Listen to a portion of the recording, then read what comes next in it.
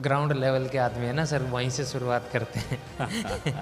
तो अभी पूरा गांव उस टाइम पे क्या रहती थी चीज़ें, टीज़ करना, कमज़ोर समझना। सबसे बात ये थी कि मेरे को ये समझते थे कि ये डिसेबल है तो ये वीक है। हम नहीं है वीक। शुरुआत में ये सारी चीज़ें थी सर जब बचपन में था, पर मैंने ये सब चीज़ों को नेगलेक्ट किया क्योंकि मेरे को पता था मेरे को कहाँ जाना है। भगवान की मंजूरी थी, उसको स्वीकार करना ही पड़ता है सर। लेकिन फिर भी आप भावुक हो रहे हैं, नवदीप की आंखों में आंसू हैं। नवदीप, आपके हौसले के लिए मैं बता दूं कि आपके पिता आपके काफ़ी बड़े होने तक आपके साथ रहे। मेरे पिता इस दुनिया से तब चले गए थे जब मैं मात्र 7 साल का था। बस थोड़ा सा यही सोच के थोड़ा सा ये लगता है कि चलो स्टिल काफ़ी टाइम तक हमारे साथ थे। खिलाड़ी या तो जीतता है या सीखता है, हारता नहीं है। नवदीप, आपका विशेष रूप से स्वागत करता हूं। Thank you sir. देखिए, ये इवेंट है रियल हीरोज़ का इवेंट, और आजकल जब हम रियल हीरोज़ की बात करते हैं तो एक ही नाम सामने आता है, नवदीप सिंह। आप इंटरनेट पर भी छाए हुए हैं, आप सोशल मीडिया पर भी छाए हुए हैं। इस वक्त सिर्फ आप ही आपकी चर्चा है। मैं किसी बीमारी की यहां बात नहीं करूंगा क्योंकि उसको आप हरा चुके हैं। एक बार जोरदार तालियां नवदीप के लिए। ये कम है भीड़ को देखते हुए।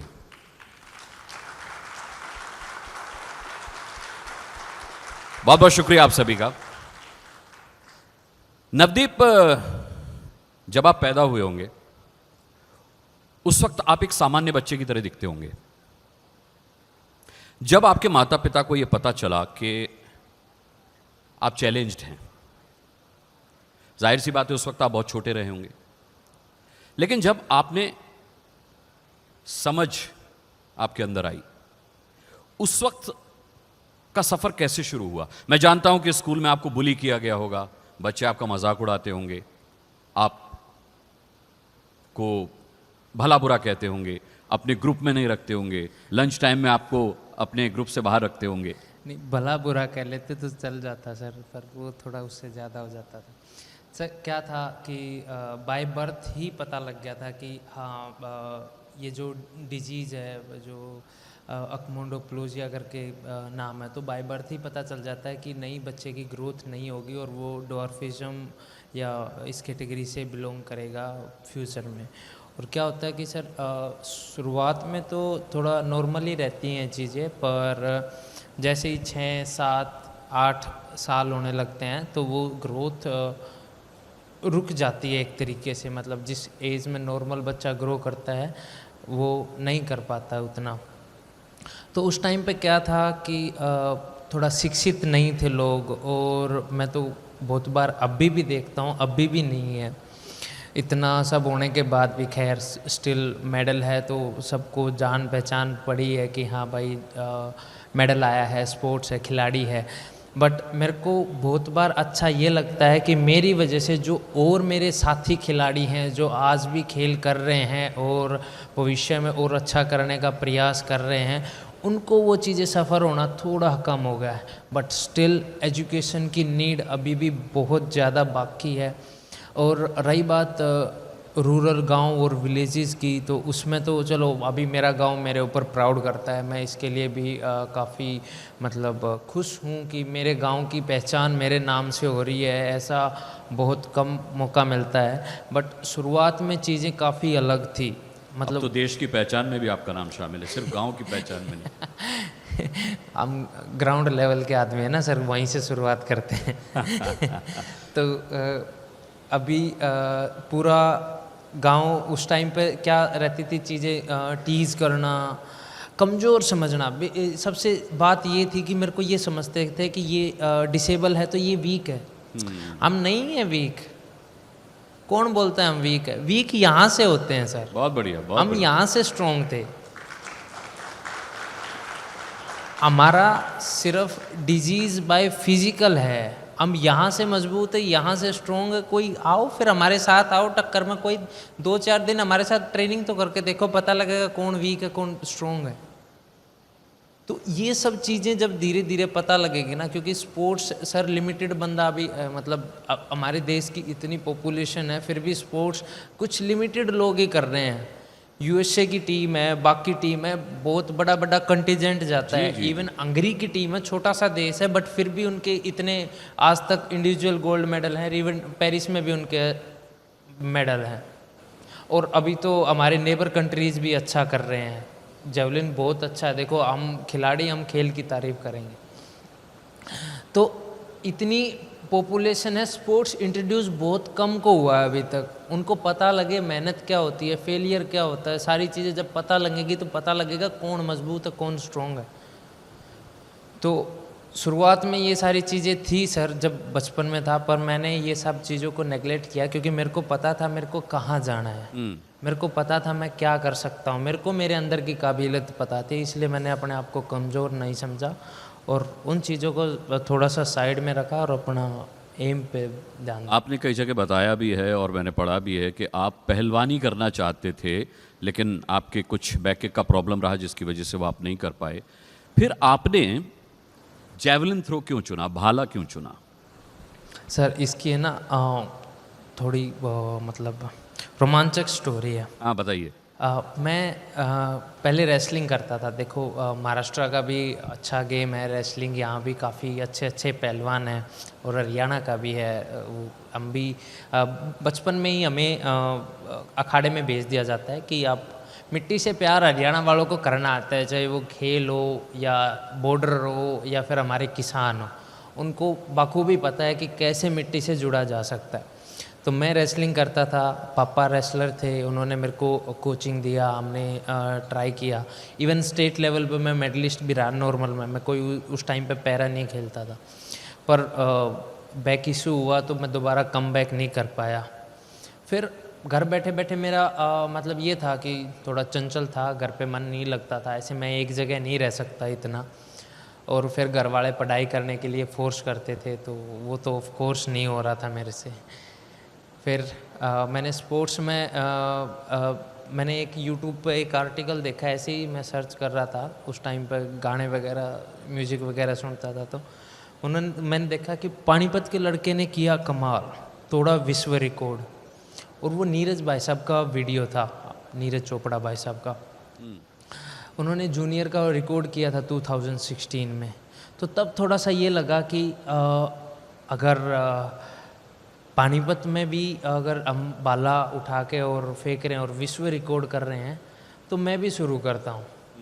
तो फिर मैंने पैरा में इंट्रोड्यूस करके 2017 में मैंने जेवलिन शुरू किया था सर। उनको थोड़ा देख के कि हाँ ठीक है, फिर मैं भी, और मेहनत रंग लाई सर।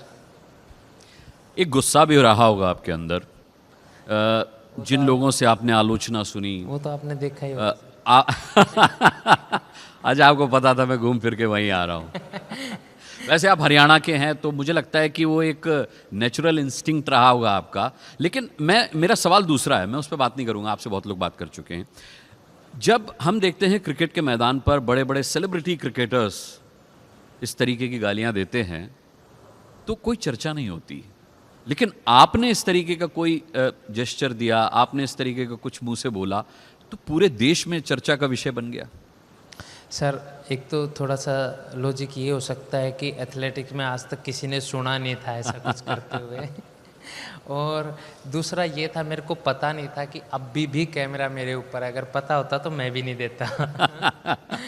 पर ये था कि वो चल रहा था बहुत, मेरा ये था कि क्योंकि मैं 3 बार एटलीस्ट मैं 3 बार para Asian games, Tokyo Paralympics और पैरा वर्ल्ड चैम्पियनशिप में मैंने 4th फिनिश किया, तो मेरे को एक वो लूजर वाला टैग फेंक दिया था कि आप 3 बार 4th हो गए हो, आप नहीं जीत सकते, आपके अंदर नहीं है पोटेंशियल, आप चाहो तो गेम चेंज कर सकते हो, आप कोई दूसरा गेम ट्राई करो। पर नहीं था, वो सब चीज़ें नहीं थी। मेरे को पता था कि कमी मेरे अंदर है, सुधार मेरे को करना है, फिर बाद में आप ही लोग हो जो तालियां बजाओगे। तो वही सब चीज़ अपने ऊपर भरोसा रखा और थोड़ा सा पेशेंस रखा। खेल थोड़ा पेशेंस, स्पोर्ट्स जो है ना सर, वो थोड़ा पेशेंस भी सिखाता है।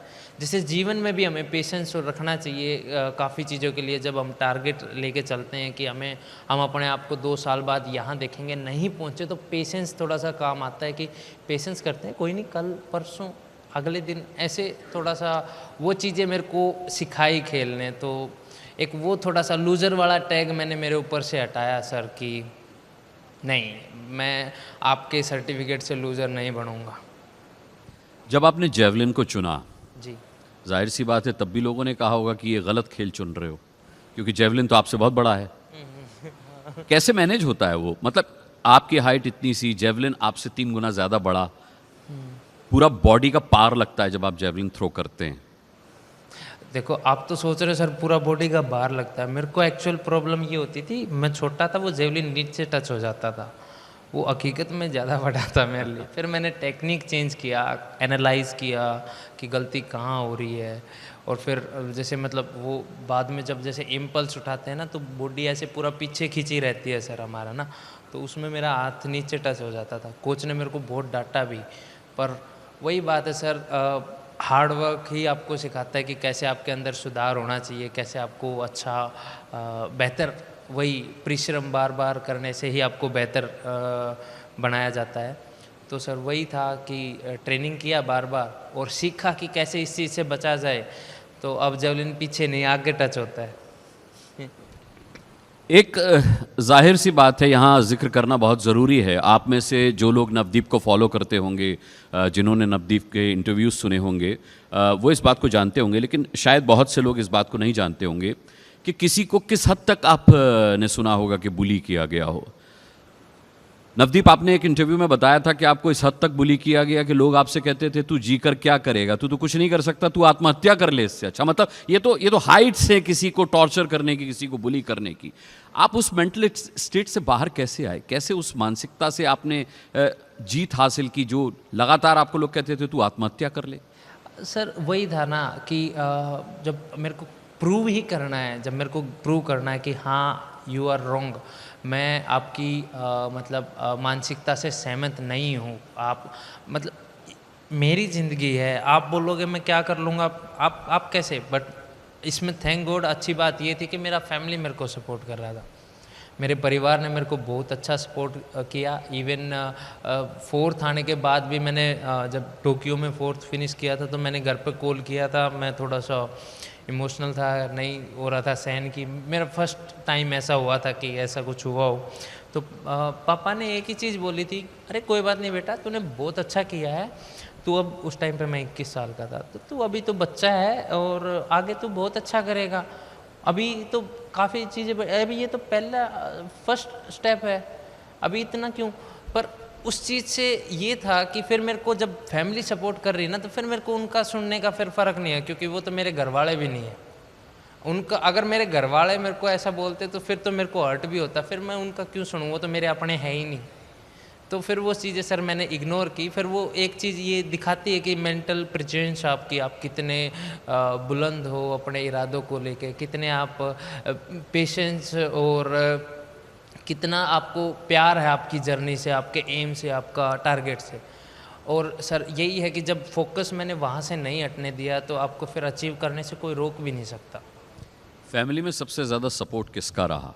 कितने लोग हैं आपकी फैमिली में? सर अभी तो जैसे मम्मी, भाई और भाभी ही है, और पर फैमिली ऐसे नहीं बोल सकते कि फैमिली में किसका सपोर्ट। हाँ, हरियाणा में तो पूरा परिवार है, मतलब चाचा, ताऊ, मामा, भांजी। बिल्कुल, तो पूरे परिवार का अच्छा सपोर्ट था, और मेरे को तो सिर्फ इसीलिए ही छोड़ रखा था कि तू खेल ही ले। मतलब वो अभी भी मेरे को वो बच्चा ही समझते कि जा तू खेल के आ तो वो वाला रहता है। तो उन्होंने तो मेरे को यही बोला था कि तू खेल, इवन पता तो उनको लग गया था कि मैं पढ़ूंगा नहीं तो उन्होंने मेरे को ये बोला तू खेल ले और बाकी हम सब देख लेंगे। तो अच्छा, लेकिन आपने शुरुआत में कहा पढ़ाई बहुत ज़रूरी है। हाँ सर, देखो नो डाउट पढ़ाई ज़रूरी है, क्योंकि बहुत से एथलीट मैंने ऐसे भी देखा है एजुकेशन के चक्कर में ना उधर, क्योंकि बाहर जाने के बाद तो सब इंग्लिश काम करता है, तो एजुकेशन के चक्कर में मात खा जाते हैं। तो पढ़ाई ज़रूरी है। इवन खिलाड़ी बहुत आम घरों से बिलोंग करते हैं, ऐसा कुछ नहीं है कि जो मतलब जो महंगे गेम है वो तो हैं, हम गरीब गेम तो यही है कि या तो जूते पहन के भाग लिए या कुछ भारी सी चीज़ फेंक ली। मतलब हमारा तो यही रहता है जिसमें हार्ड वर्क ज़्यादा होगा, परिश्रम ज़्यादा होगा, वो हमारे पल्ले पड़ेगा। पर जो बाकी गेम है उनमें तो ठीक है, बट हमारा बेसिक्स ये होता है कि भाई हम आज बेरोज़गार हैं, खेल करेंगे नौकरी लग जाओगे, और नौकरी लगने के लिए भी वो पढ़ाई मांगते, तो पढ़ाई ज़रूरी है। तो मैंने उसी चीज़ को लेके थोड़ा सा पढ़ाई भी शुरू किया था, और मतलब ग्रेजुएशन वगैरह किया, और बाकी और पिछले साल मेरी इनकम टैक्स में इंस्पेक्टर की नौकरी भी लग गई थी, तो सब सही चल रहा है। नवदीप, वो लोग उनमें से कुछ लोग तो अब भी मिलते होंगे जिन्होंने आपको कमतर समझा, जिन्होंने ये समझा ये क्या कर पाएगा जीवन में, या जिन्होंने ये कहा कि तू आत्महत्या कर ले। वो लोग अब जब मिलते हैं तो कैसे मिलते हैं? क्या उनमें आप बदलाव देखते हैं? वैसे तो मैं नहीं मिलता हूँ सर, मैं ट्रेनिंग वगैरह पे रहता हूँ तो मेरा ज़्यादा मिलना जुलना होता नहीं है, पर हाँ हवा बदली है सर, रुख बदला है। सब वो जो गाड़ियाँ हैं वो तालियों में कन्वर्ट हुई हैं, और काफ़ी पॉजिटिव रिस्पॉन्स आता है सबका। तो अच्छा लगता है कि जब वो दो चेहरे दिखते हैं तो समझ आता है कि हाँ कौन अपना है कौन दूसरा है। तो काफ़ी फिर भी बदलाव है सर। अब कोई ये नहीं बोलता कि नहीं, अब तो बल्कि ये भी बोलते हैं, जैसे गांव में, तो मैं गांव में ही रहता हूँ और गांव में ही रहूँगा आगे भी, तो अब वो बोलते भी हैं कि आप ऐसा करो, हमारे घर के पास अपना घर बना लो, ताकि फिर हम चीज़ें शेयर करेंगे, टिप्स एंड ट्रिक्स आपसे लेंगे। तो अब तो सब ये चाहते हैं कि अब नवदीप हमारे पास आ जाए हमारे पास आ जाए, हमें ऑटोग्राफ दे दे, हमारे साथ फ़ोटो खिंचा ले। जी। परिवार में सभी का आपने कहा योगदान रहा। एक बेटे का माँ से विशेष लगाव होता है, लेकिन आपके पिता जो दूध बेचने का कारोबार करते थे, उन्होंने आपको तहे दिल से सपोर्ट किया। मैं पढ़ रहा था कि आपको बेहद अफसोस रहा कि वो आपका गोल्ड नहीं देख पाए, लेकिन परिवार के बाकी सदस्य जिनके पास आप वो गोल्ड लेकर गए, आपने तस्वीर के सामने तो रखा होगा पिता के गोल्ड, आपने उन्हें समर्पित किया होगा गोल्ड। उस वक्त क्या फीलिंग आई थी जब आपने गोल्ड जीता, जब आपके हाथ में गोल्ड था और आप अपने पिता को याद कर रहे थे? सर देखो, फॉर श्योर कि उनके लिए शुरू किया था, सपना भी उनका था, सारी चीज़ें, मतलब सपोर्ट भी एक तरीके से, वो भी एक स्पोर्ट्समैन थे, उन्होंने समझा एक खिलाड़ी को, अपने बेटे को, कि कैसे एज मच वो कर सकते थे ना सर, उन्होंने मेरे लिए वो किया, जितना मतलब मेरे को फील होता है, इवन किया उन्होंने उसके भी आगे होगा, बट जितना मेरे को लगता है कि खेल के लिए जो एक परिवार से सपोर्ट चाहिए ना, वो मेरे को मिला सर। इवन कभी भी किसी चीज़ के लिए ना नहीं थी, और मैं भी उस ना का दुरुपयोग नहीं करता था, सदुपयोग ही करता था। इवन पैसे बचा के अपने लिए और जूते वगैरह खरीदता था, ये नहीं कि कुछ ऐसे ही कुछ अनइवन आइटम खरीद लिए। और स्टिल हाँ, मैं समझ रहा हूँ कि गोल्ड मेडल आया है और देश का सम्मान हुआ, बट मैं जो मिस कर रहा हूँ वो मेरे को पता है कि मैं क्या देखना चाहता था। मैं समझ सकता हूँ पूरा देश खुश है, बट जो खुशी मैं देखना चाहता था वो थोड़ा सा मेरे लिए मिसिंग रहा। इवन वर्ल्ड चैम्पियनशिप में भी ब्रोंज़ मेडल आने के बाद भी थोड़ा सा ये रहा कि मैं जस्ट मिला था, बट उस टाइम पे चीज़ें ऐसी नहीं थी कि मैं देख सकूँ कि पापा मेरा मेडल आया है, देख लो। बट ठीक है सर, अब जो मंजूर था एक्सेप्ट करना पड़ेगा, उसमें कोई हम चेंजमेंट इतना नहीं कर सकते, क्योंकि जो भगवान की मंजूरी थी उसको स्वीकार करना ही पड़ता है सर। लेकिन फिर भी आप भावुक हो रहे हैं, नवदीप की आंखों में आंसू हैं। नवदीप, आपके हौसले के लिए मैं बता दूं कि आपके पिता आपके काफ़ी बड़े होने तक आपके साथ रहे। मेरे पिता इस दुनिया से तब चले गए थे जब मैं मात्र 7 साल का था। बस थोड़ा सा यही सोच के थोड़ा सा ये लगता है कि चलो स्टिल काफ़ी टाइम तक हमारे साथ थे। इवन बहुत तो ऐसा भी रहता है, तो वो ये सोच के ही थोड़ा पॉजिटिव एनर्जी गेन करते हैं। पर सर स्टिल वो चीज़ें मिस करता हूँ जो मैं करना चाहता था। लाइक मैं भी तो चाहूँ ना कि मैं दिखा सकूँ मेरा फैमिली को, मेरा पापा को, कि पापा अब मैं इंडिया का नामी खिलाड़ी हूँ, अननोन खिलाड़ी नहीं हूँ, मैं ऐसे मेडल लेवल वाला खिलाड़ी नहीं हूँ। अब मैं उन भारत के उन 16 गोल्ड मेडलों में से एक मेरा है जो अभी तक पैरालंपिक की हिस्ट्री में भारत ने जीते हैं, और 2024 में जो 7 स्वर्ण पदक विजेता उनमें से एक आपका बेटा है। तो वो चीज़ें थोड़ा सा मिस करता हूँ सर, कि अपनी भारत की इतनी जनता में से मैं उन 7 में से एक हूँ, उन 16 में से एक हूँ, तो वो चीज़ें थोड़ा सा मिस करती है सर चीज़ें। चलिए, वो मुझे लगता है कि आपको आगे बढ़ने के लिए प्रेरणा भी देती होंगी, और ये बहुत ज़रूरी है। ज़िंदगी का खालीपन जो है वो काफ़ी चीज़ों को भर भी देता है। आप पिछले दिनों मोदी जी से मिले, बड़ी दिलचस्प मुलाकात थी वो, उन्होंने आपको टोपी पहनाई और वो नीचे बैठ गए। कैप। कैप कैप पहनाई और फिर वो नीचे बैठ गए। आपको उनका ये जेस्चर कैसा लगा? मोदी जी के बारे में कई बातें आपने सुनी होंगी, खिलाड़ियों को लेकर के उनकी बड़ी आत्मीयता रहती है, खिलाड़ियों के प्रति अक्सर उनका सम्मान, उनका प्यार हम देखते रहते हैं। जब आपने उनसे मुलाकात की तो अगर मैं आपसे पूछूं कि देश के प्रधानमंत्री मोदी, नरेंद्र मोदी कैसे हैं, तो आप क्या क्या डिस्क्राइब करेंगे? सर देखो, पूरा देश स्पोर्ट्स को जान रहा है, पहचान मिली है, क्योंकि पूरा देश मोदी सर को फॉलो करता है, हमारे प्राइम मिनिस्टर को फॉलो करता है। और फिर पीएम सर हमें जब सम्मान देते हैं तो पूरे देश की नज़रों में स्पोर्ट्स का और खिलाड़ियों का सम्मान दुगना हो जाता है। और जिस तरीके से मेरे को दिया, मेरे को तो लग रहा है 4 गुना हो जाना चाहिए। तो वो काफ़ी मतलब मेरे लिए तो वो, जब मैं 2021 में 4th फिनिश किया था तो सर से जो मेरी कन्वर्सेशन हुई थी उसमें यही था कि खिलाड़ी हार नहीं मानता है। मैं ये लाइन बहुत जगह यूज़ कर चुका हूँ, मतलब कि खिलाड़ी या तो जीतता है या सीखता है, हारता नहीं है।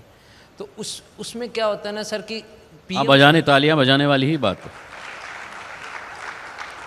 पीएम सर ने भी हमें उस टाइम पे यही बोला था कि आपको हार नहीं माननी है, आप अपना संघर्ष आपका कंटिन्यू रखो, कोई बात नहीं, इस बार नहीं आया अगली बार आएगा। तो वो चीज़ मोटिवेशन लेके ही जब वहाँ से वो इतना प्यार मिलता है कि कोई बात नहीं, आप सफल नहीं हुए, बट आपको ये नहीं बोल सकते हम कि आप विफल हुए हो। आपने अच्छा किया, आपने अपना 100% दिया है, और आप आगे करोगे तो और बेहतर होगा। इवन आगे बढ़ने की ही उन्होंने ये दिया था, उन्होंने ये नहीं बोला था कि आपका 24 में अभी 20 में मेडल नहीं आया तो आप गेम छोड़ दो, आप कोई और कर लो, नहीं, उन्होंने ये बोला था कंटिन्यू रखो और आगे करो, आप ज़रूर अच्छा करोगे। तो वही सेम चीज़ मेरे मन में तो यही था कि मेडल आ गया है, ठीक है, देश का मतलब नेशनल एंथम पूरा वर्ल्ड ने सुना है, पूरा वर्ल्ड हमारे देश के सम्मान के लिए खड़ा हुआ है। और अभी जस्ट मेडल आने के बाद पहली इच्छा ये थी कि हम पीएम सर से मिलेंगे और मेरा इंडिविजुअल फ़ोटो होगा, मैं अकेला मिलूँगा, इस बार ग्रुप में नहीं मिलूँगा। तो वो इवन मेरी तो इच्छा यही थी, और सर ने उसको और दुगना तिगना कर दिया। सर जब कोई आपकी खुशी को और दुगना तिगना कर दे तो आप बताओ आप उसको क्या समझोगे? जाहिर सी बात है, आपने कहा कि ग्रुप फोटो में से निकल करके आप सोलो फोटो में आ गए पीएम के साथ, ये कम बड़ी उपलब्धि नहीं है। हमारे देश के खिलाड़ी जो हैं, कई तो ऐसे हैं जो आपकी स्थिति से गुजर रहे हैं। दूसरी समस्या है न्यूट्रिशन की, खान पान उनका, न्यूट्रिशन की समस्या। और तीसरी समस्या है सपोर्ट की। आपकी तरह जो खिलाड़ी संघर्ष कर रहे हैं इस देश में, उनके लिए नवदीप सिंह का क्या मैसेज है? वो भी एक पॉइंट पर बुली होते हैं, उन्हें भी अच्छा खाने को नहीं मिल रहा है, उनको कई बार फैमिली सपोर्ट भी नहीं मिल रहा होता। कई बार फैमिली में लोग कहते हैं कि कहाँ जा रहा है, गलत जा रहा है, पढ़ लिख कुछ कर। क्या कहना चाहेंगे ऐसे माता पिताओं के लिए जो बच्चों की प्रतिभा को समझ नहीं पाते, उन्हें एम से अलग चलने के लिए कहते हैं, अपने पैशन से अलग चलने के लिए कहते हैं, और ऐसे बच्चों से क्या कहना चाहेंगे जो आपकी तरह संघर्ष कर रहे हैं? आपके मुकाम तक आने के लिए उनको क्या करना होगा? बहुत बार ये देखा गया है भारतीय परिवारों में कि चीज़ें हैं ना, करने की बजाय थोप दी जाती हैं कि मैं टीचर हूँ तो आप भी पढ़ोगे और आपको भी बड़े होकर टीचर ही बनना है, उसके अलावा आप कुछ नहीं कर सकते। मैं डॉक्टर हूँ, मैं इंजीनियर हूँ, तो आप भी डॉक्टर ही बनोगे, आप भी वो करोगे, यही पैशन फॉलो करोगे जो मैं देखा हूँ जितनी तरक्की। बट बहुत बार ग्रोथ के चांस उससे ज़्यादा दूसरे फील्ड में हो जाते हैं जब आपकी काबिलियत उसकी बजाय जब दूसरी चीज़ों में होती हैं। और बहुत सारा मतलब फेलियर का रीज़न ये ही होता है कि जब आप चीज़ें करने की बजाय आप सामने वाले के ऊपर थोप देते हो। अब जो बंदा लाइक अगर मैं आपको बोलूँ कि अब आप जेवलिन करके दिखाओ और मेरे जैसा करके दिखाओ, कैसे पॉसिबल होगा सर? तो बहुत पैशन थोड़ा फॉलो करने का जब आपको मौका मिलेगा ना, तो बंदा मन लगा के चीज़ काम करता है। जैसे मेरे को मिला था कि हाँ भाई मैं खेल करता हूँ, मेरा उसी में इंटरेस्ट है, घर वालों ने पहचान लिया, पापा भी स्पोर्ट्स करते थे, तो वो उसी चीज़ में आगे मेरे को, और फिर मैं अभी मन लगा कर वो ट्रेनिंग कर भी पाता हूँ, तो इसलिए उसका रिजल्ट इतना अच्छा आता है। आपके दिमाग में बहुत पावर है, बहुत स्ट्रॉन्ग है, बट जब आप मन लगा के कोई काम करते हो ना, उसकी करने की क्षमता और वो चीज़ दुगनी तिगनी हो जाती है जब आप उसको करते हो। तो मैसेज यही रहेगा कि आप पैशन फॉलो करने दीजिए, क्योंकि आपका उस चीज़ में आपका बच्चा मन लगा के काम करेगा और मन लगा के अपना 100% दे पाएगा, और उसमें तरक्की और सक्सेसफुल होने के चांसेस बहुत ज़्यादा रहेंगे। जिस दौड़ में आज वैसे भी इंडिया यूथ भाग रहा है कि सक्सेसफुल होना है, सक्सेसफुल होना है, और जब आप मन लगा के काम करोगे तो ऐसे ही थोड़ा भीड़ से अलग आके बैठ पाओगे। और रही बात यूथ के लिए सर, तो एक उदाहरण के तौर पर थोड़ा सा समझा पाऊँगा कि जब हम टारगेट छोटे छोटे रख के चलते हैं ना, तो वो इजी अचीव होते हैं। जैसे अगर मैं बताऊँगा कि इस स्टेज पे चढ़ने के लिए भी 3 सीढ़ियाँ लगी हैं, अगर ये सीढ़ियाँ ना हो तो ऊपर चढ़ने में थोड़ी सी मुश्किल होगी जी। पर जब हम स्टेप बाय स्टेप उसको फॉलो करके आते हैं तो यहाँ चढ़ने में आसानी होती है। आसानी होती है ना? समझ गया, हाँ हाँ। आसानी नहीं होती, 7 साल लगे हैं सर यहाँ आने में। तो आपको काफ़ी मतलब जब आप छोटे स्मॉल टारगेट्स रखोगे ना, तो इजी सक्सेस और इजी अचीव होने का आपको मौका मिलेगा। आप अपना एक एम रखो और टारगेट्स छोटे छोटे फिर उसमें ऐड ऑन करते जाओ, आप जल्दी वहाँ तक पहुँच जाओगे सर। बिल्कुल सही बात का। मेरा आखिरी सवाल आपसे ये है कि आगे का क्या प्लान है नवदीप? सर देखो, प्रकृति का नियम है आगे बढ़ना, और जो रुक गया तो वो फिर वहीं ख़राब हो जाता है। तो मेरा भी वही है सर।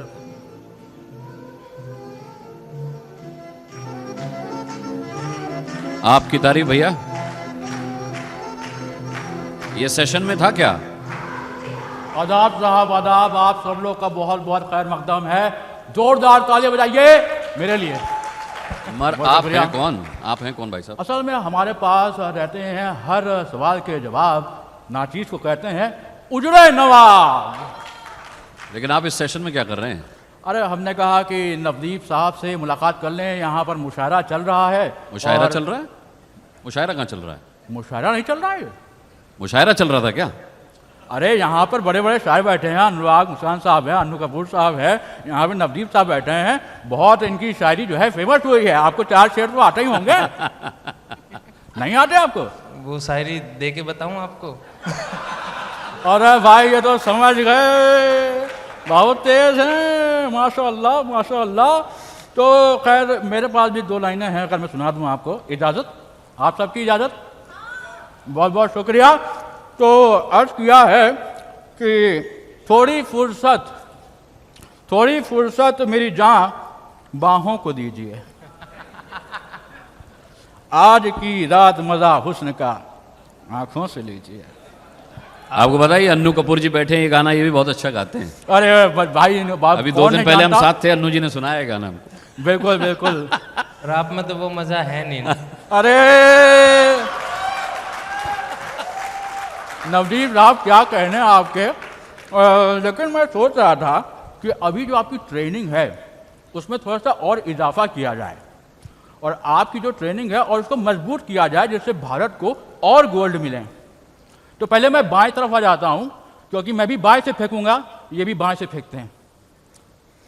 तो यहाँ पर आपको मैं सिखा देता हूँ तरकीब कि अगर आपका सामने वाला कोई आपको गलत सलत कहता है तो आपको उससे क्या कहना है। आपको कहना है कि भाई अगर आपने हमारी शान शान में नाजेबा ख्याल पेश किया तो आपकी अमीजान की चांद में हम गुस्ताखी करके आपके जज्बात को मजनू कर देंगे। क्या समझे? ऐसे ही लिख के दे दो, मैं भी पढ़ दूंगा। बिल्कुल। तो देखिए ये जो शायरी का यहाँ पर दस्तूर चल रहा है, हरियाणा के हैं नवदीप भाई, ह्यूमर लेके पैदा हुए हैं। बिल्कुल।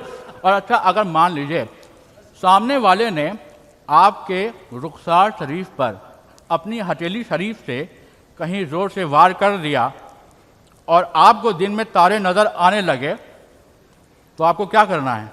जो मैं फेंकता हूँ वही फेंक दूंगा। बस यही तो चाहिए था। बहुत बहुत शुक्रिया, बहुत बहुत शुक्रिया।